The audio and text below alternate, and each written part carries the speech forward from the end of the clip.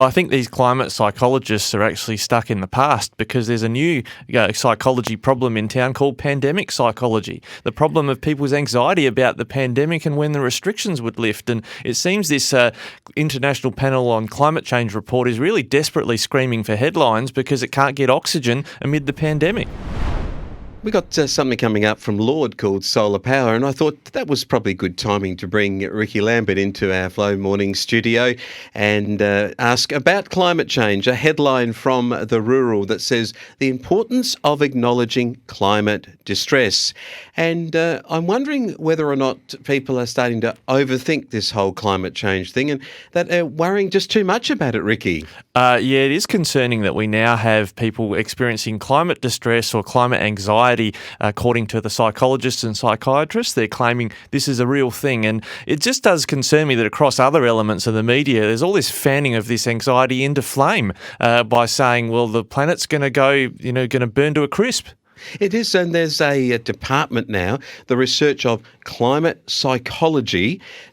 Since when did the climate have a psychology?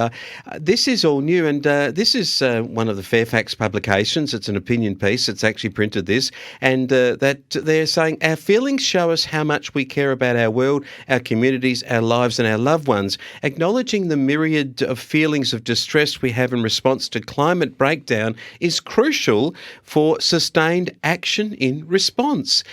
So if we keep on worrying about it, we might do something about it. It's kind of like instead of, something that's out of our control, that is way much bigger than us, that is how the globe spins and how its climate patterns are working, that we all have to sit here worrying about it. And by worrying about it, somehow it's going to actually get better. Well, I think these climate psychologists are actually stuck in the past because there's a new psychology problem in town called pandemic psychology. The problem of people's anxiety about the pandemic and when the restrictions would lift. And it seems this International Panel on Climate Change report is really desperately screaming for headlines because it can't get oxygen amid the pandemic. Well, let's take a look at that. The IPCC actually put a report out, and in a sense, they said that global warming will be escalated by 2040 to 1.5 degrees Celsius. It will be an imminent increase. We need human action now. We have to stop this now.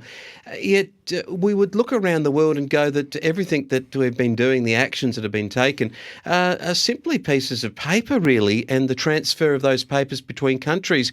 There doesn't really seem to be any real change in the climate and what the climate actually does. Well, the activists in Australia today are trying to tell people on their census to tick no religion, but what's happening here is all these largely atheistically driven organisations are trying to play God. They're trying to say, well, man must fix every problem that exists in the world. And you can't fix every problem, even the fact that we make our solar panels or our wind turbines out of, if you like, heat that is generated from coal or from gas.